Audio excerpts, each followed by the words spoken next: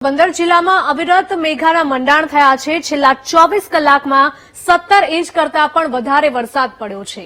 ધોધમાર વરસાદના પગલે અનેક વિસ્તારોમાં પાણી ભરાઈ જવાની સ્થિતિ ઉભી થઈ છે। સુદામા ચોક એમજી રોડ પાસે પાણી ભરાયા છે। ખીજડી પ્લોટ ગાર્ડન વિસ્તારમાં પણ પાણી ભરાઈ ગયા છે। છાયા પ્લોટ વિસ્તારમાં ઘરમાં પાણી ઘૂસી ગયા હતા। 18 કલાકથી પોરબંદર શહેરમાં સતત વરસાદ વરસી રહ્યો છે। તે પગલે અત્યારે જોઈ શકાય છે પોરબંદરના છાયા પ્લોટ વિસ્તારની અંદર સંપૂર્ણપણે જે વિસ્તાર છે તે અત્યારે પાણીમાં ગરકાવ થવા જઈ રહ્યો છે।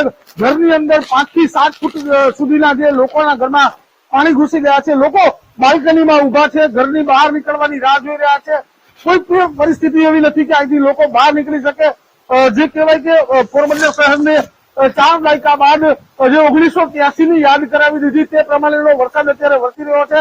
ક્યાંક જો હજુ વરસાદ બ્રેક નહીં કરે તો 1983 માં જે સ્થિતિ થઈ હતી તેના કરતા પણ ગંભીર પરિસ્થિતિ જે તે પોરબંદરની નિર્માણ થવા જઈ રહી છે।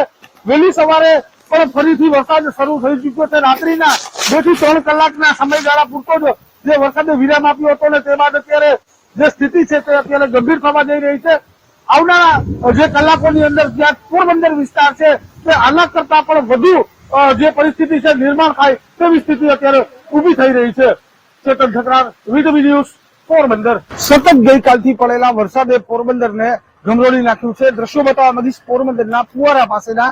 જે આ દ્રશ્યો છે પોરબંદરના ફુવારા નજીકથી જે એમજી રોડ, વાળિયા રોડ, જજીસ બંગલા લાઈન, જે મહિલા સરકારી હોસ્પિટલ છે, લેડી હોસ્પિટલ, તમામ વિસ્તારોમાં જે છે તે રસ્તો પાસ થાય છે।